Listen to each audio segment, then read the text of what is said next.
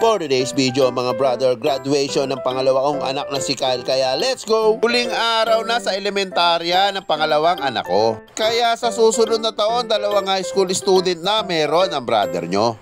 Tara mga brother, biyahe na tayo. Di na kami nag-helmet dito, malapit lang naman kasi ang school ng pangalawang anak ko. Eksakto alas 9 ang graduation pero 7:30 pa lang bumiyahe na kami dito. Mas maganda na maaga para hindi kami malate sa graduation ng anak ko. At para rin makapag-video ang brother nyo dahil mamaya ay busy na ako. Masaya ang brother nyo dahil gagraduate na ang pangalawang anak ko. Umating na kami ng school ng anak ko, konti pa lang ang tao dahil napaaga kami dito. Pero sigurado mamaya dagsana ang tao dahil marami rin gagraduate sa araw na to. Bagong na yung 4 elementary school pala ang pangalan ng school na pinag-aralan ng anak ko. Nag-umpisa nang dumating ang mga tao.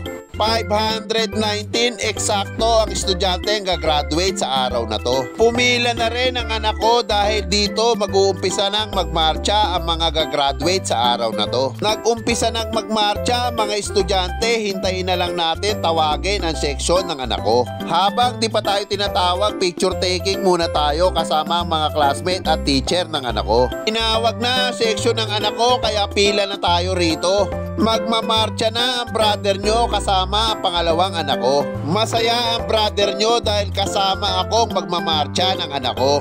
Proud na proud ang brother nyo sa puntong to dahil gagraduate na ang anak ko. Kinukumpleto na mga estudyante na gagraduate sa araw na to kaya maghintay na lang tayo para masimula na ang programang to. Congrats din sa lahat ng magulang na gagraduate rin ng anak dito.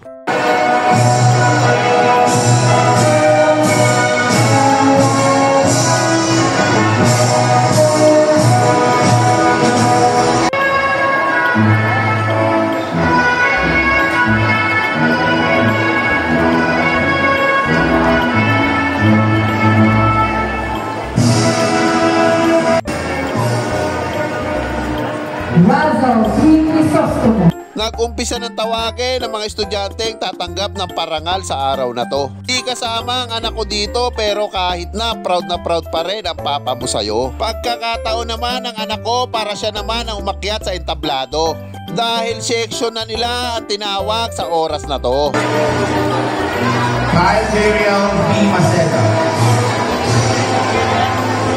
Zarnia Benedict S. Magalao, Rayu M. Abatahi, Joseph Anthony B. Mahinyan. Pagkatapos tawagin ng anak ko, medyo ginutom ang brother nyo kaya napafood trip muna ito sa may kanto. Fishball muna tayo mga brother, halika na, kain tayo. Medyo matagal pa kasi ang programang to kaya nagmerienda muna ang brother nyo. Pumalik na tayo sa loob para tapusin ang programang to. Tinawag na rin ng estudyanteng nakakuha ng parangal para magbigay ng mensahe sa mga estudyanteng kasama niyang gagraduate dito. Sa napakasipag na tulong-usod ng ating polo, ang doktor ng bayan, Nagkatanggalang Leo Casimiro June A. Hernandez. Isang magandang awitin ang kinanta ng mga estudyante dito para sa pagtatapos nila sa araw na to.